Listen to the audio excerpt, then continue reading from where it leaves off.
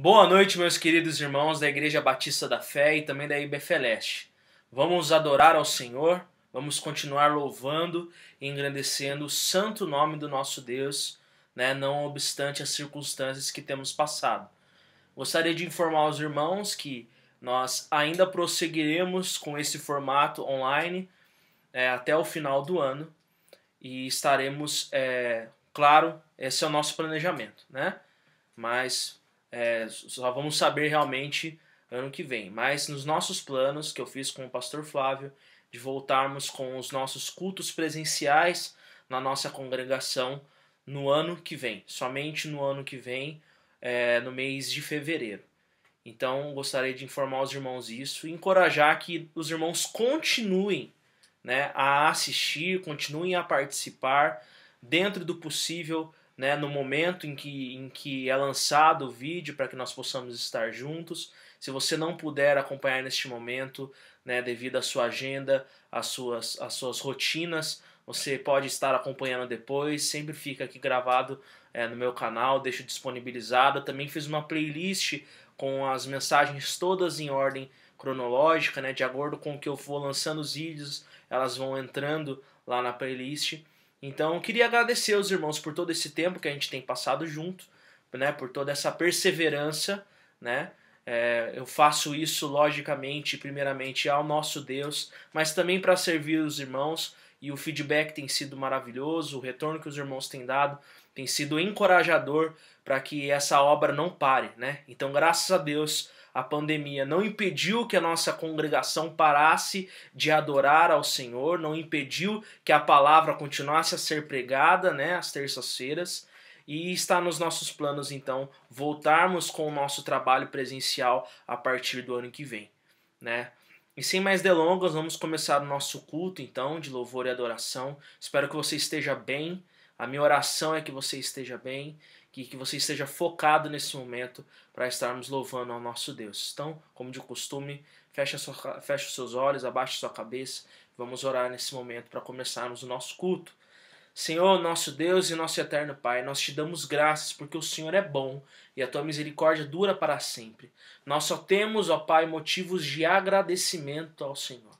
Ó Pai, porque o Senhor tem nos sustentado, o Senhor tem sustentado a tua obra, tem nos mantido, Senhor, adorando a Ti, Senhor, mesmo em meio a essas circunstâncias. Sabemos que é o nosso dever Te adorar, ó Pai, mas nós sabemos e precisamos reconhecer que o Senhor é quem nos sustenta e nos dá força para viver.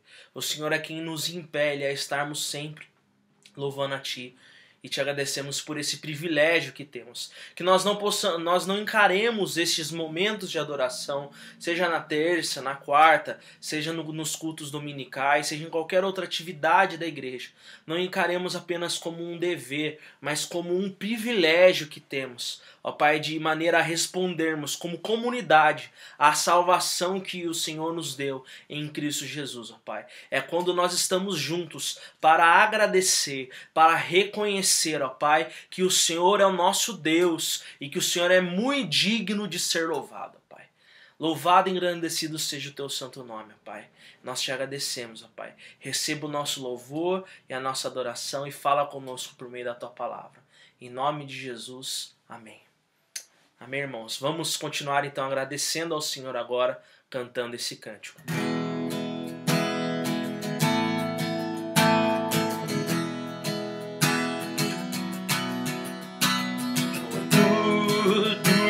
Tens feito, por tudo que vais fazer, por tuas promessas e tudo que és, eu quero te agradecer com todo o meu ser.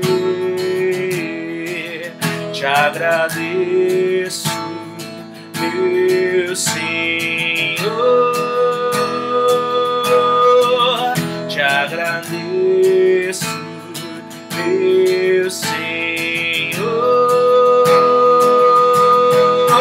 te agradeço por me libertar e salvar, por ter morrido em meu lugar. Te agradeço, Jesus, te agradeço, eu te agradeço, te agradeço por tudo que tens feito, por tudo que vais fazer, por tuas promessas e tudo que és. Eu quero te agradecer por todo o meu ser. Te agradeço, meu Senhor. Te agradeço, meu Senhor.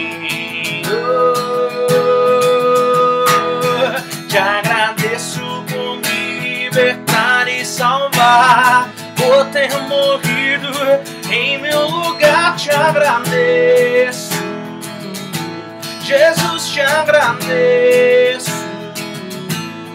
Eu te agradeço, te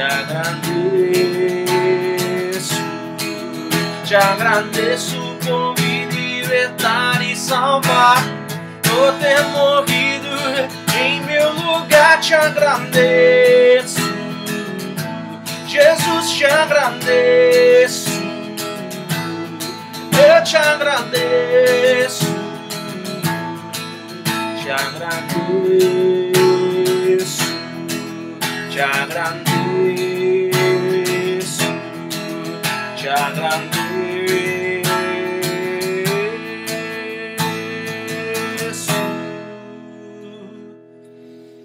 Amém. Te agradecemos, ó Pai. Vamos abrir as nossas Bíblias, Colossenses capítulo 3.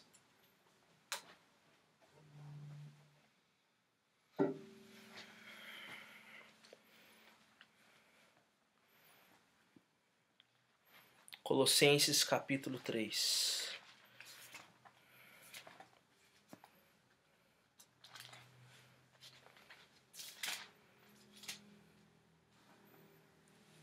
Hoje o texto será do versículo 18 ao versículo 21. Mas antes de começarmos eu vou estar orando. Senhor, nós continuamos a te agradecer, ó Pai. E temos a consciência de que o que mais precisávamos, de fato, tudo o que nós precisávamos, nós já obtemos, que é a salvação em Cristo Jesus. Nós te agradecemos por ter nos libertado, por ter nos salvado, por Cristo Jesus ter morrido no nosso lugar, Pai. E isso era tudo o que nós precisamos. O castigo que nos trazia a paz estava sobre ele, e pelas suas pisaduras nós fomos sarados. Nós o reputávamos como aflito, ferido de Deus e oprimido, mas Jesus Cristo foi transpassado pelas nossas transgressões e moído pelas nossas iniquidades, e o castigo que nos traz a paz estava sobre ele, e pelas suas pisaduras nós fomos sarados. Esse era o nosso problema. Essa era a nossa dor, essa era a nossa crise, essa era a nossa necessidade, e em Cristo Jesus nós obtivemos a paz por meio do seu sangue. Deus, que a nossa vida seja uma resposta digna, Pai, de tão grande salvação efetuada por nós naquela cruz. Senhor, que a maneira como nós pensamos, que a maneira como somos, nos relacionamos, vivemos em família, no trabalho, na sociedade, seja em qualquer ambiente, que as pessoas possam ver que nós vivemos, ó Pai, de uma maneira a expressar a gratidão por termos sido salvos por Ti. Ajuda-nos, ó Pai. Sustenta-nos, ó Pai, para o louvor da glória do Teu nome, Pai, pois foi para isso que nós fomos salvos. Deus, eu te peço por cada um, Senhor, cada membro da nossa igreja. Te peço pelos meus queridos irmãos, ó Pai, da congregação. Senhor, a Santinho, o Desidério, a Lu, toda a casa, Geralda, todas as crianças.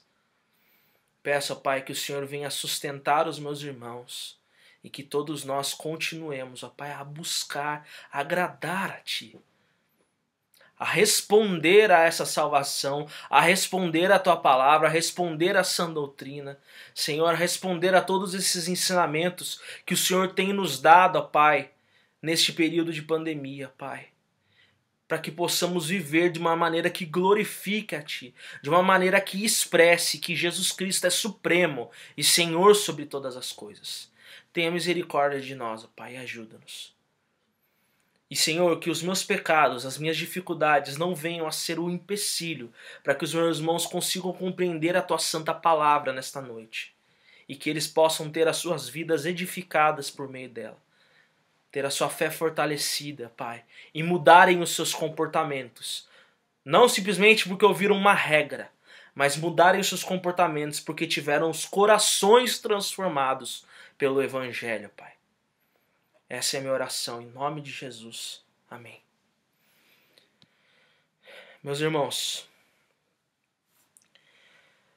Colossenses, então, tenho explicado aos irmãos que é uma carta que busca responder a heresias que traziam uma proposta de salvação e uma proposta de vida, de estilo de vida, que não condizia com o Evangelho de Jesus Cristo.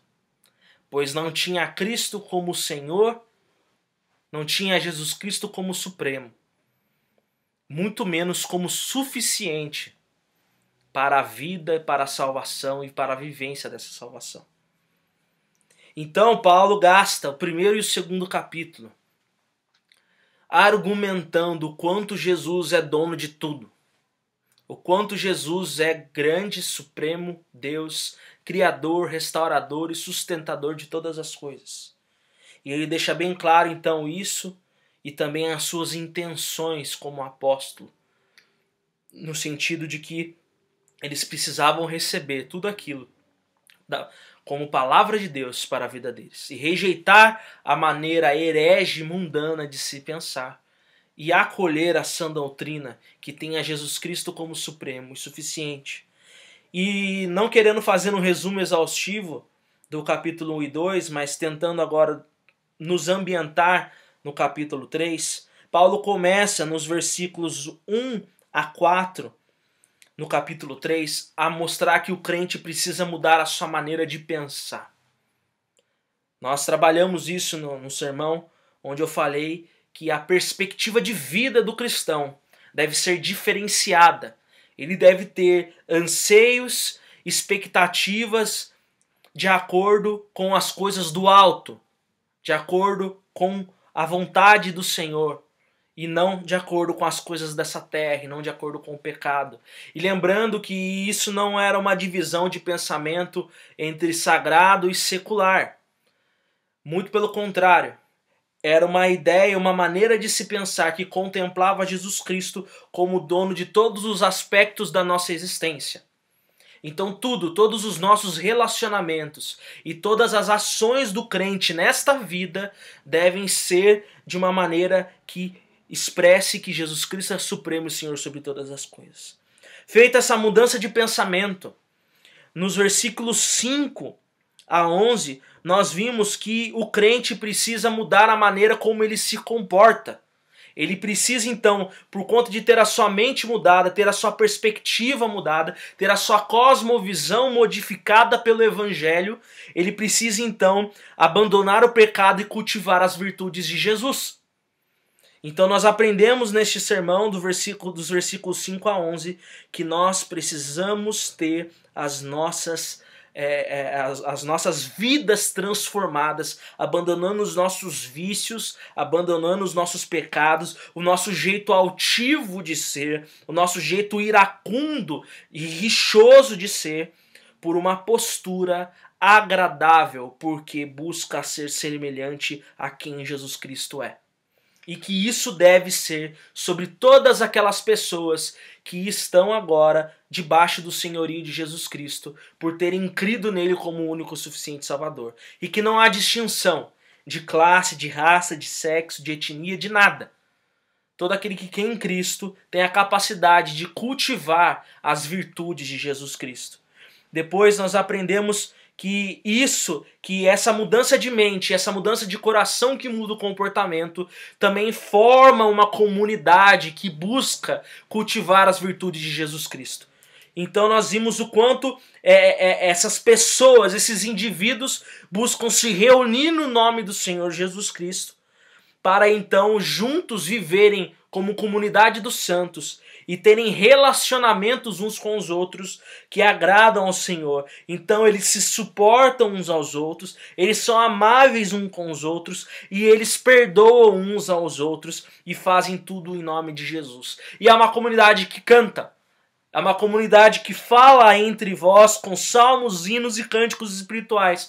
Mas não somente canta, mas como ela vive também tudo aquilo que ela acredita e tudo aquilo que ela canta. Porque tudo que eles buscam fazer no nome de Jesus. Então é uma vida coerente entre aquilo que se acredita, entre aquilo que se canta e aquilo que se vive e aquilo que se pensa. Então, a supremacia de Cristo possui implicações. O fato de Jesus Cristo ser Senhor, soberano e suficiente, muda a maneira como eu penso, muda a maneira como eu ajo, muda a maneira como eu me relaciono. E se muda a maneira como eu penso, ajo, me relaciono e vivo em comunidade, a família não poderia ser deixada de lado. Então, meus irmãos, o tema dessa noite é a supremacia de Cristo e a família. Nós vimos muitas implicações sobre como devemos pensar, agir e ser como comunidade. Mas o Evangelho, ele não é algo que atinge apenas uma área ou outra da nossa vida. O Evangelho é algo que transforma o nosso viver de maneira que devemos expressar a supremacia de Cristo em todo o aspecto da nossa existência, e a família não poderia ser deixada de lado. Aquela família que foi criada lá no Éden e que sofreu gravemente com a queda. Perceba, meus irmãos, que a queda não pôde destruir a família. A família nunca deixou de existir. E em Cristo Jesus, a família pode também, o relacionamento entre marido, esposa e filhos, podem e devem expressar a supremacia de Cristo. Então, meus irmãos, nesses versículos, Paulo vai exortar os seus ouvintes que essa nova realidade em Cristo deveria mudar a vida deles por completo, redimindo a maneira como vivem seus relacionamentos, inclusive familiar. Na ética cristã, meus irmãos, as hierarquias são mantidas de maneira funcional, mas o que tem autoridade é chamado a imitar a liderança de Jesus, servindo os seus subordinados. A mulher é sim exortada a ser obediente ao seu marido, mas sem abandonar as suas virtudes. E o marido, todavia, ele deve amar sacrificialmente sua esposa e tratar ela bem. Essa reciprocidade mostra a virtude que exalta Cristo como Supremo. O relacionamento entre pais e filhos também deve exaltar a Jesus, sendo bom e respeitoso, com os filhos obedecendo aos pais e os pais os mantendo motivados no Senhor.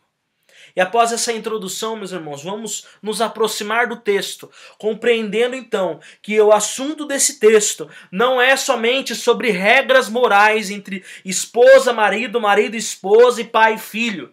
Mas esse texto que nós vamos ler, aproxime-se dele nesse sentido, de que você vai encontrar aqui, embora instruções simples, mas são instruções que mostram como que um lar deve viver para exaltar a Jesus como Supremo. Então vamos ler. Esposas, sede submissas ao próprio marido, como convém no Senhor. Maridos, amai vossa esposa e não a trateis com amargura.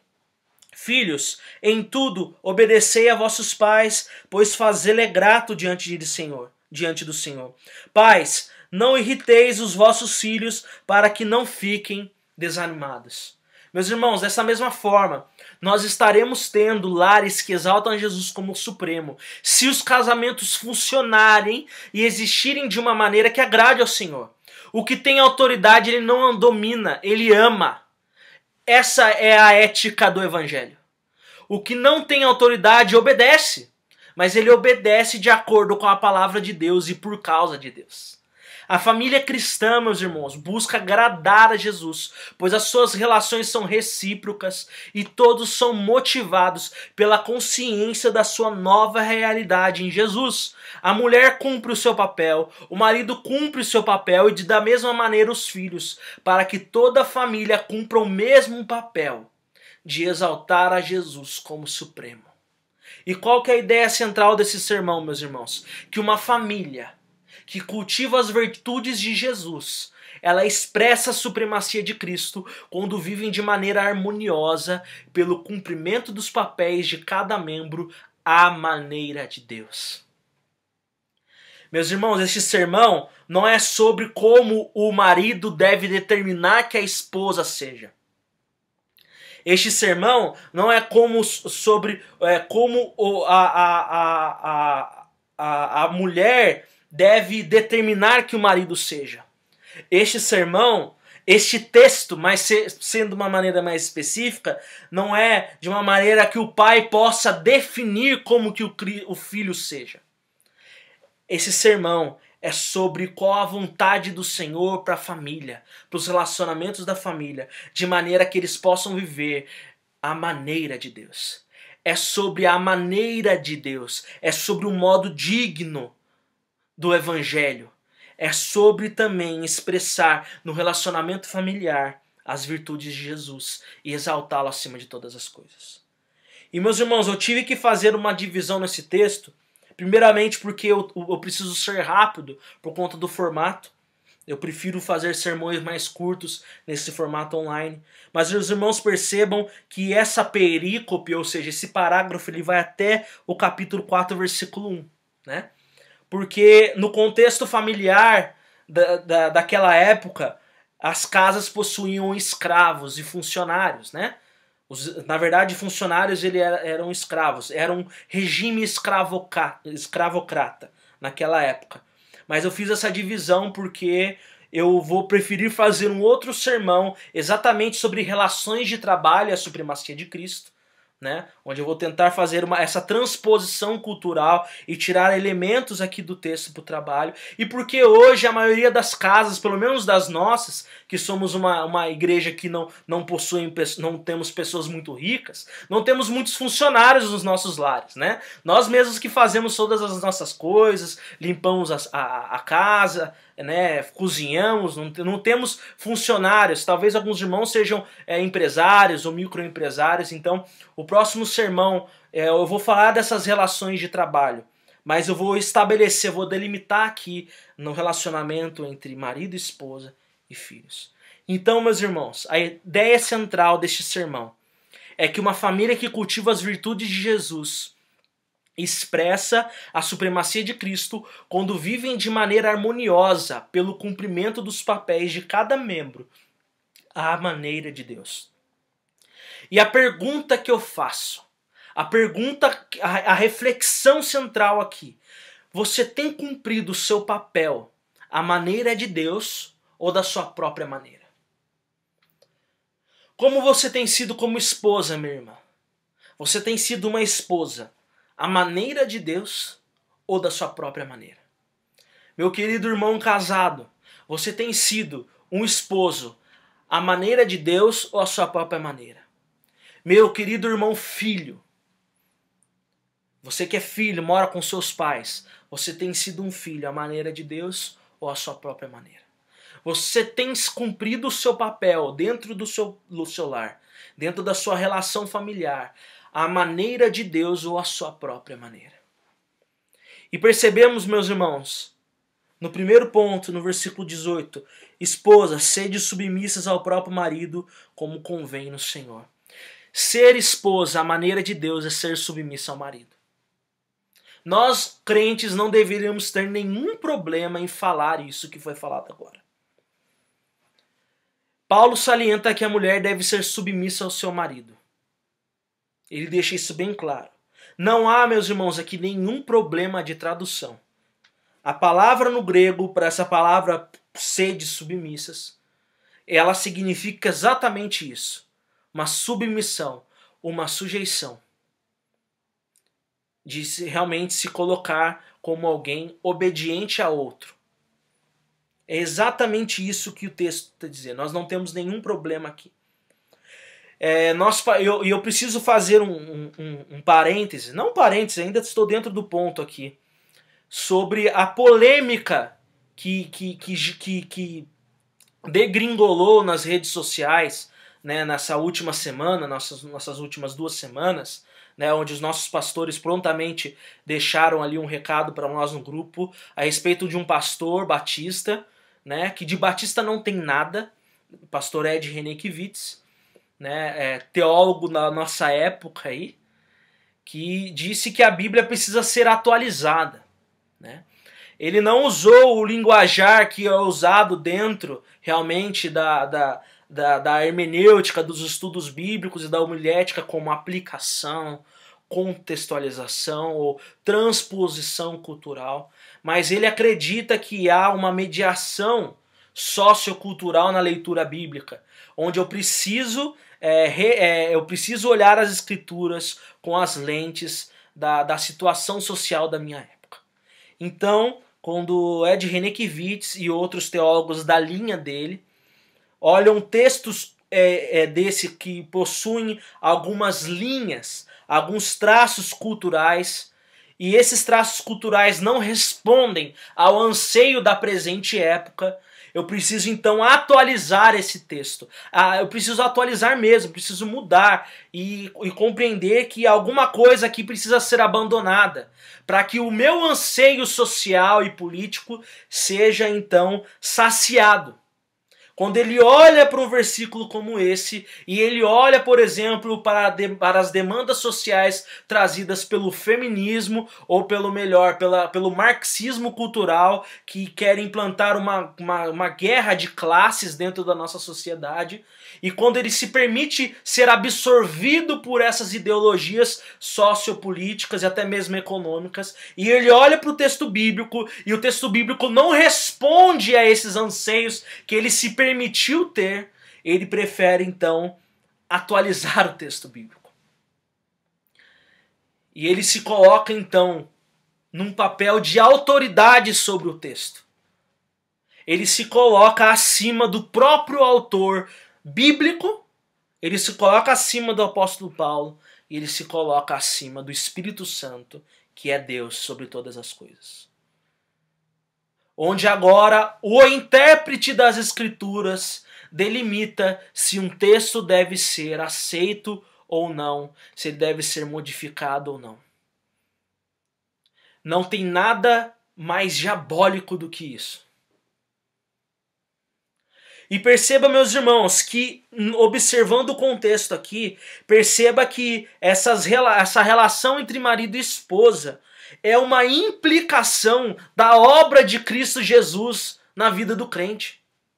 Ou seja, tudo que é dito no capítulo 3 e 4 é a maneira que o crente deve responder à grandiosa obra de Cristo Jesus. Como que eu vou agora tirar isso do texto bíblico ou tentar mudar isso?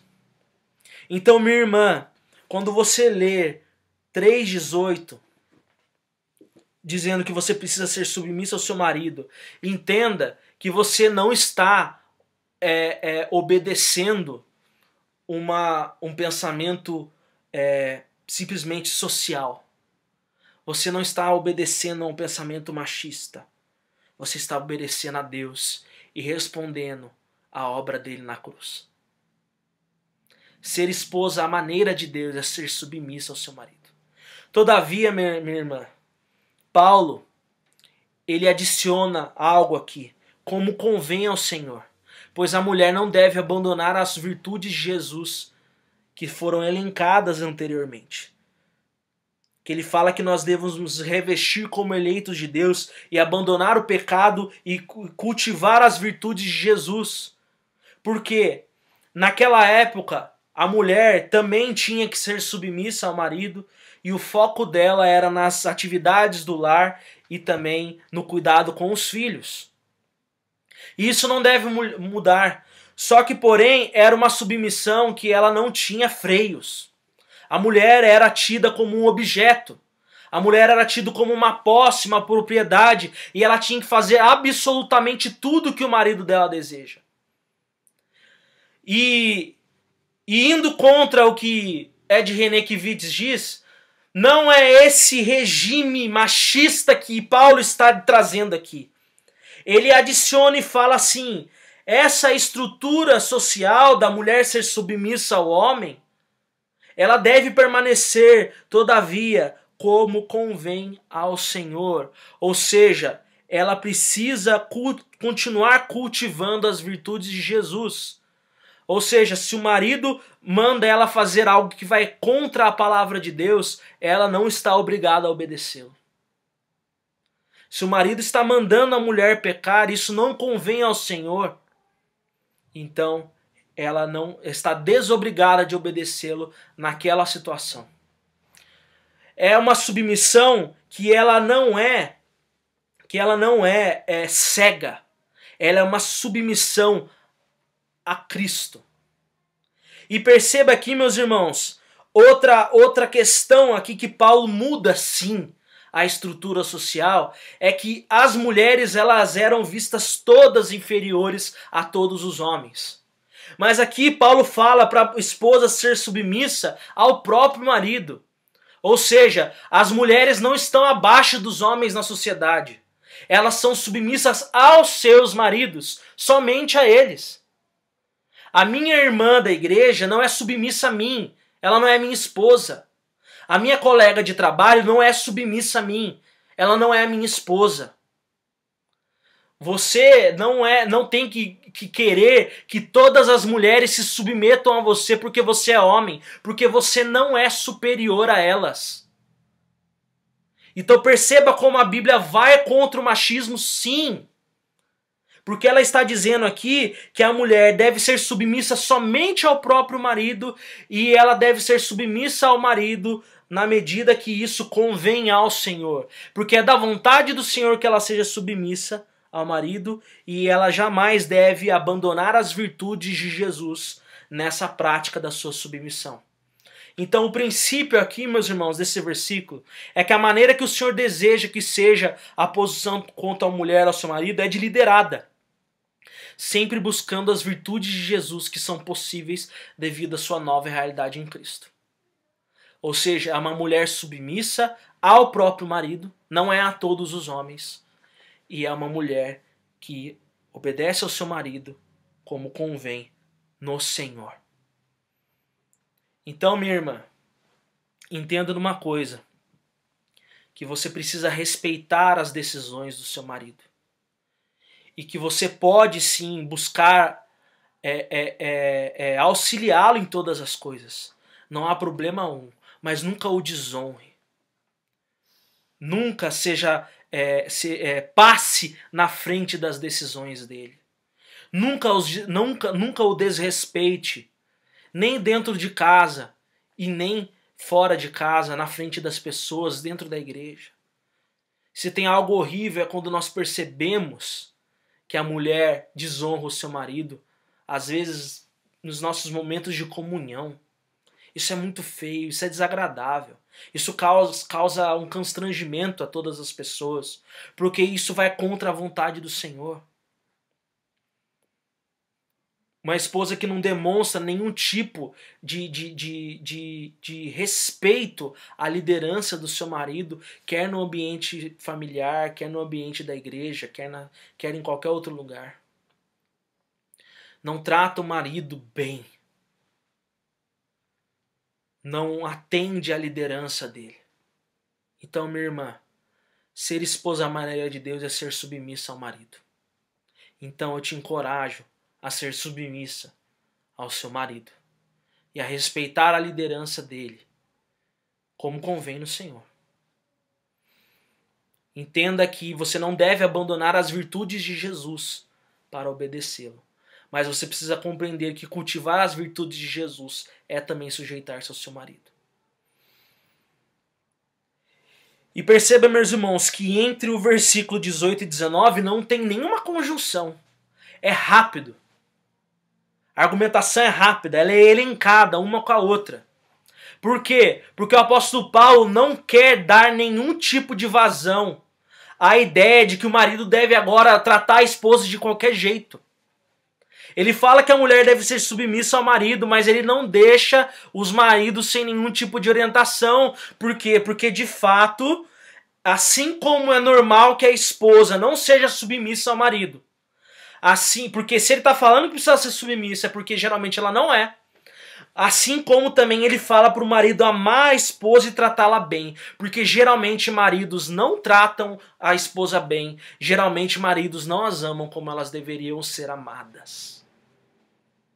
Imediatamente após Paulo dizer sobre a submissão feminina, ele exorta os maridos para que eles amem suas esposas e as tratem de maneira gentil, impedindo que a ética cristã fosse confundida com a cultura da época. Porque machismo é pecado, sim. Tratar mulher mal é pecado, sim. Tratar como alguém inferior é pecado, sim. Tratar como uma empregada é pecado, sim. A cultura daquela época via a mulher como uma posse do marido, como alguém inferior que servia apenas para ser usada, cuidar da casa e dos filhos. E a ética cristã, a ética bíblica diz que a mulher precisa ser amada. E amada de uma maneira sacrificial. E dentro do corpus paulino, ou seja, da teologia paulina, ele deixa claro em Efésios 5 que o marido deve amar a esposa como Cristo amou a igreja. Ou seja, ele deve estar disposto a dar a sua própria vida por ela. E isso não é de uma maneira literal, pode até ser, se houver alguma situação, né, em que ele precise de fato entrar na frente dela para tomar um tiro, ou se jogar e ser atropelado no lugar dela, ou alguma coisa desse tipo, sim, ele deve ir até esse ponto. Mas o que Paulo está querendo dizer é que a relação dele para com a esposa deve ser de um constante sacrifício, onde ele sempre busca fazer o bem para ela, abrindo mão de si mesmo. Toda vez que ele pensa na esposa, ele pensa nela primeiro do que ele. Assim como Deus nos amou primeiro. O marido, ele ama primeiro a sua esposa do que a ele. E esse amor sacrificial é demonstrado tanto em grandes momentos, como essas hipóteses que eu dei, como em coisas pequenas. Como, por exemplo, chegar do trabalho cansado e ter que ouvir a sua esposa, e ter que aconselhá-la, e ter que tratá-la com carinho. O marido deve amar sua esposa com o amor de Jesus e tratá-la de maneira gentil e carinhosa. Por que ele está falando isso? Porque geralmente maridos tratam a esposa de uma maneira amarga. Ele fala que não trateis com amargura. Essa tradução, na minha opinião, né, não que eu seja algum especialista em grego, mas eu acho que ela não foi muito bem colocada. Eu prefiro a tradução da NVT, por exemplo, a NVI, que fala que é tratar com amargura, de maneira amarga, de maneira rude. Meus irmãos, às vezes eu percebo no contexto da nossa igreja local que a mulher tem um apelido carinhoso dentro da igreja e todos a chamam daquela maneira carinhosa e o marido chama ela pelo nome e pelo sobrenome. Falta carinho, falta tato. E talvez, se você estiver incomodado com o que eu estou falando, você deve falar assim, mas que esse rapaz que nem é casado está falando isso? Tudo bem, meus irmãos, eu não sou casado, mas eu estou com as escrituras abertas e eu observo as coisas. E eu observo tanto os meus irmãos que tratam muito bem as suas esposas, tenho excelentes exemplos, muito mais bons exemplos, graças a Deus, mas também percebo maneiras erradas como alguns maridos tratam as suas esposas. Sempre no sentido de que me sirva, faça aquilo que eu quero, aqui, agora, do jeito que eu quero, e com aspereza, de maneira rude. O marido deve amar sua esposa com o amor de Jesus e tratá-la de maneira gentil e carinhosa. tem que tratar a esposa com doçura, assim como Pedro fala, como vaso mais frágil. E Pedro ainda fala que se ele não trata a esposa dessa maneira, se ele não ama ela dessa maneira sacrificial e não a trata como vaso mais frágil, as suas orações não serão ouvidas. Perceba essa responsabilidade, meu irmão, marido que está ouvindo isso. Que ser marido à maneira de Deus é sendo amoroso, e eu falo amoroso no sentido sacrificial e gentil.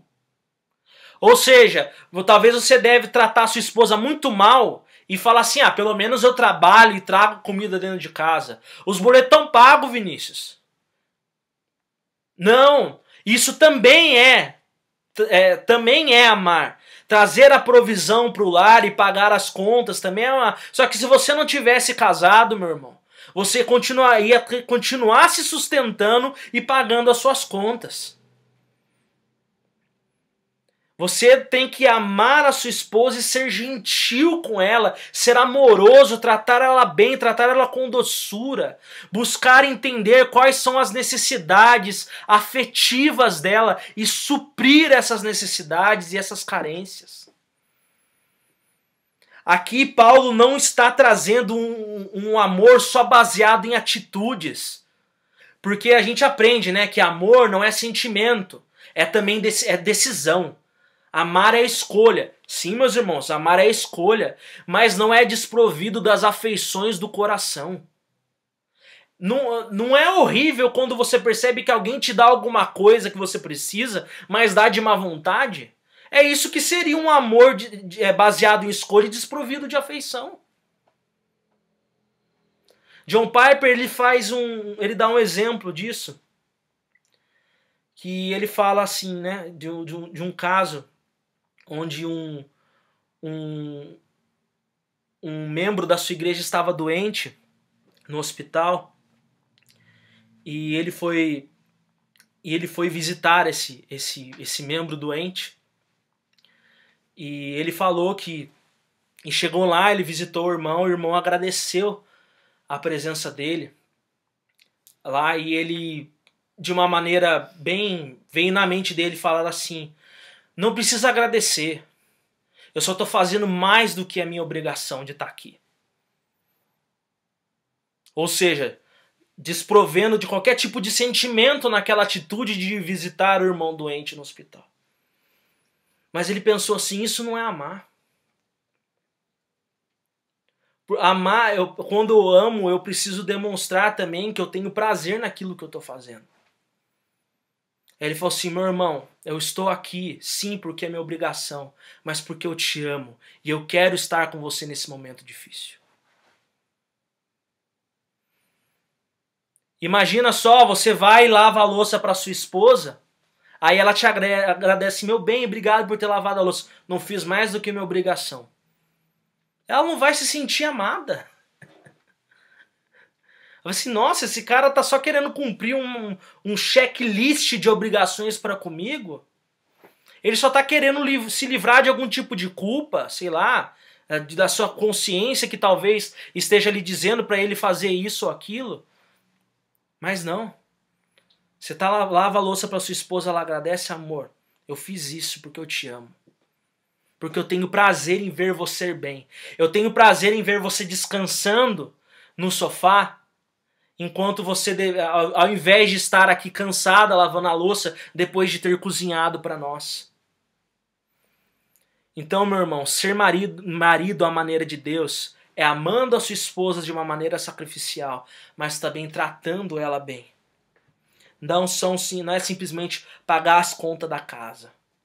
Não é simplesmente trazer comida dentro de casa, mas é tratar a sua esposa de uma maneira gentil e amorosa.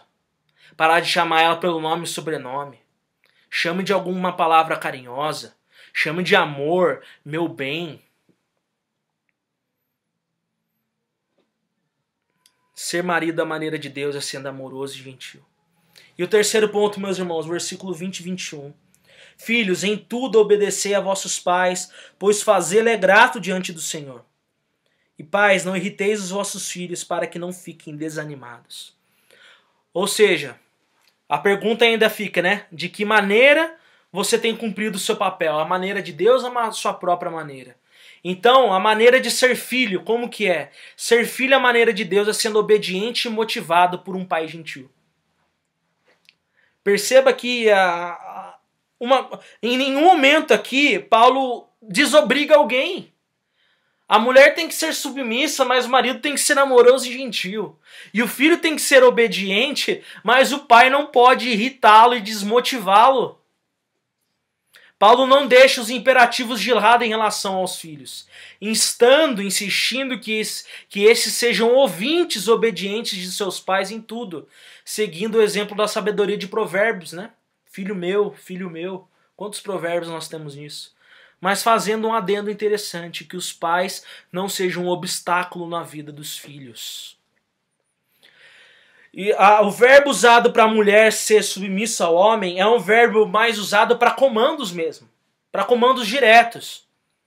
Né? Um fala e o outro obedece.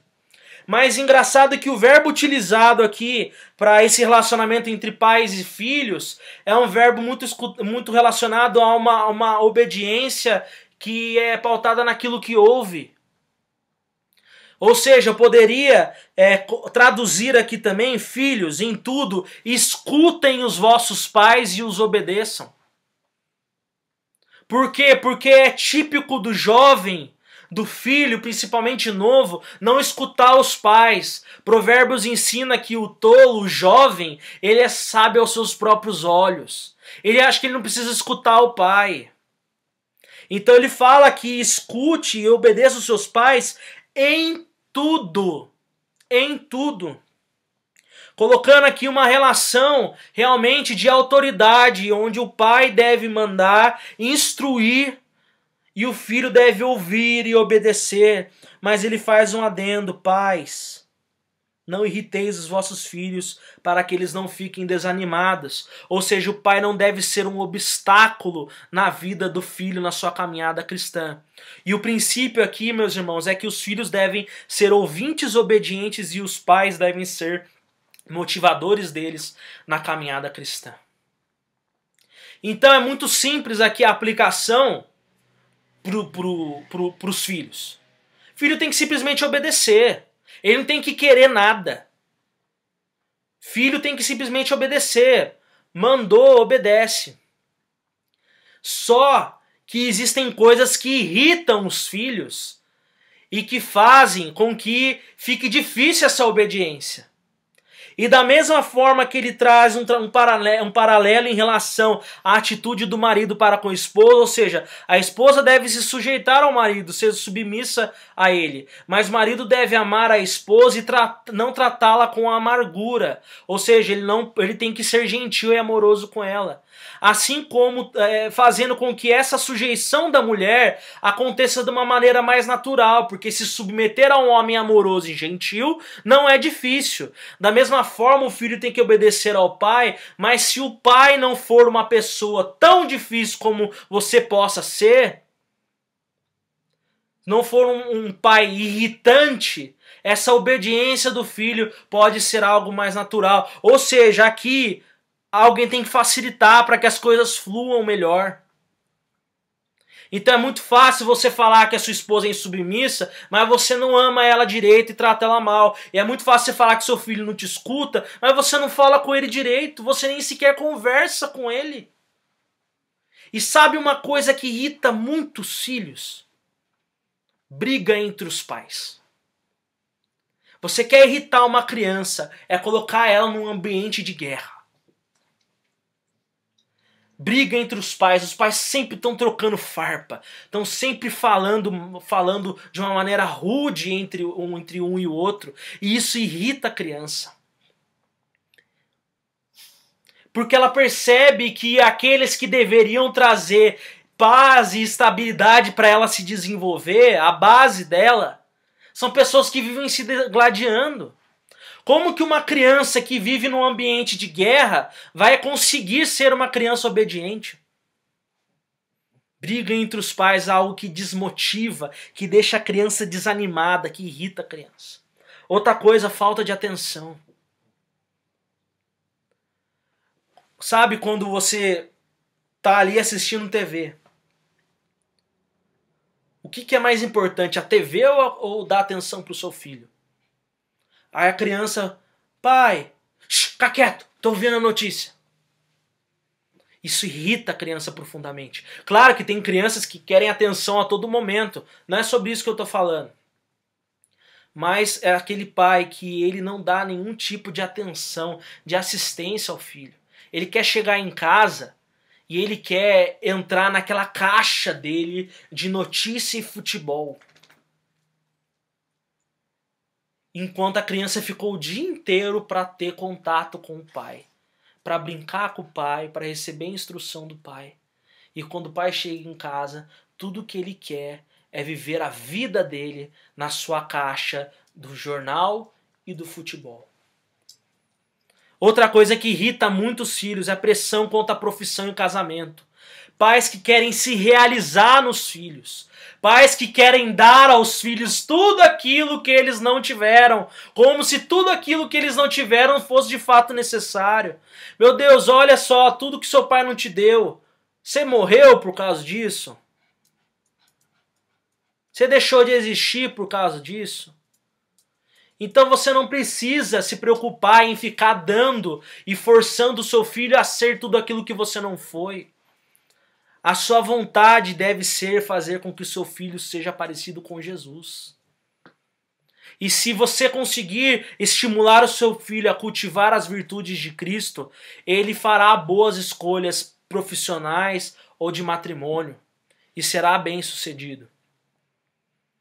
Fica fazendo pressão. Outra coisa que irrita muito criança é a hipocrisia. Filho, faz isso, mas pai, você não faz. Criança é assim, né? Ela troca o chumbo na hora. Incoerência. O filho vê o pai falando para ele ser uma coisa e vivendo outra. Isso irrita os filhos também. Hipocrisias. E a falta de amor entre os cônjuges. Trazendo isso de novo. É algo que irrita muito. Então, ser filho à maneira de Deus é sendo obediente e motivado por um pai gentil.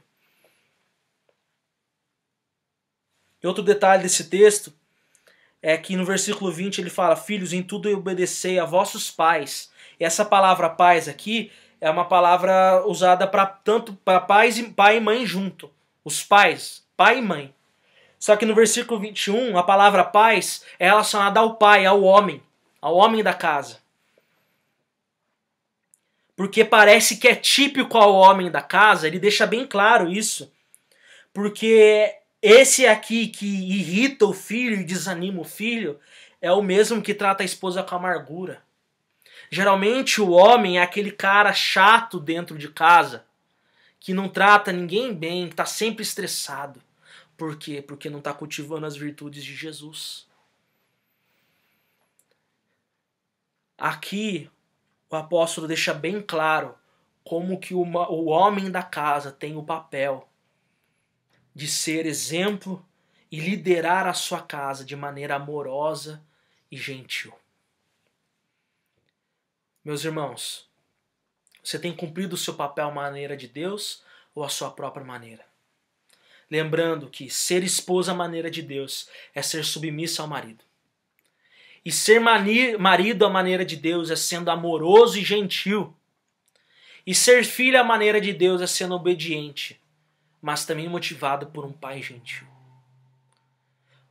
Lembrando a ideia central, meus irmãos, uma família que cultiva as virtudes de Jesus, ela expressa a supremacia de Cristo quando vivem de maneira harmoniosa, pelo cumprimento dos papéis de cada membro à maneira de Deus. Uma família que cultiva as virtudes de Jesus expressa a supremacia de Cristo quando vivem de maneira harmoniosa pelo cumprimento dos papéis de cada membro à maneira de Deus. Meus irmãos, entenda que o que foi dito neste sermão não são apenas regras morais vazias. São implicações sobre você viver a nova realidade em Cristo. Alguém que foi ressuscitado juntamente com Cristo. alguém que foi objeto do amor de Deus, alguém que teve a sua vida lavada e remida pela obra suficiente de Cristo Jesus. Lembrando ainda, desde o começo do capítulo 3, alguém que pensa diferente nas coisas do alto e não nas da terra, que faz morrer a sua natureza terrena e se reveste do novo homem, ou seja, alguém que tem uma mudança de comportamento. Como um indivíduo, é alguém que se desenvolve e cultiva as virtudes de Jesus, formando então uma comunidade, uma igreja harmoniosa que busca cultivar as virtudes de Jesus e que também se espelha na igreja, na família e no casamento, porque o casamento ele deve expressar o amor que Cristo tem sobre a sua igreja. Então, você, esposa, marido, filho, busque cumprir o seu papel. Mas busque cumprir o seu papel, não do jeito que você acha que deve ser cumprido. Não do jeito que você acha que é certo, mas à maneira de Deus. Se você teve os seus pecados confrontados, se você percebeu que há algo aí que precisa ser mudado, não se irrite comigo. Não se irrite com este sermão. Não se irrite com o texto bíblico. Mas quebrante o seu coração. Arrependa-se dos seus pecados. Confesse os seus pecados. Filho, peça perdão ao seu pai. Pai, peça perdão ao seu filho. Marido, se você não tem amado a sua esposa e tratá-la bem, peça perdão a ela e se proponha a mudar. Se está difícil, busque aconselhamento bíblico, busque ajuda para que você seja um marido dedicado e que ame a sua esposa bem. E esposa, se você é rixosa, você não obedece o seu marido, você não se submete a ele, você também deve se arrepender, pedir perdão pelos seus pecados, pedir perdão ao seu marido por esse jeito tão difícil de ser com ele. Se arrependa disso e busque mudar. E se não conseguir sozinha, busque aconselhamento bíblico, busque ajuda com mulheres mais maduras. Os pastores da igreja também estão à disposição. Eu, na medida do possível, também me coloco à disposição dos irmãos para ajudá-los nas suas necessidades e nas suas dificuldades.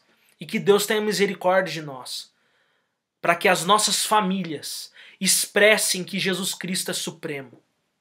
Perceba, meus irmãos, que a obra de Cristo é algo que transforma todo o nosso viver, porque não há uma partícula no universo ao qual Jesus Cristo não possa dizer que pertence a Ele. E se tudo pertence a Ele, as nossas mentes, o nosso comportamento, a nossa comunidade e a nossa casa também pertencem a Jesus e devem expressar que Jesus Cristo é o dono da nossa vida e de tudo mais. Arrependamos dos nossos pecados e busquemos servir ao Senhor. Que Deus te abençoe. Vamos orar? Senhor, nosso Deus e nosso eterno Pai, te agradecemos, ó Pai, porque a Tua palavra vai de encontro a nós, mas nos dá esperança, porque mostra o nosso erro, mas nos aponta o caminho correto. E aponta que em Cristo Jesus nós temos o perdão por conta dos nossos pecados. E nós temos também o poder, ó Pai, que flui da Tua obra na cruz, ó Pai, e que vem a nós pelo poder do Teu Santo Espírito, Senhor, e nós temos tudo o que precisamos para viver de uma maneira que agrade ao Senhor, ó Pai. Transforma o nosso viver, transforma o nosso pensar, transforma os nossos corações para que o nosso comportamento mude e para que a nossa vida em comunidade mude e para que a nossa vida em família mude, ó Pai. Para que nós possamos viver para o Seu inteiro agrado, expressando a supremacia de Cristo em todas as coisas. Essa é a minha oração. Em nome de Jesus. Amém. Que Deus te abençoe.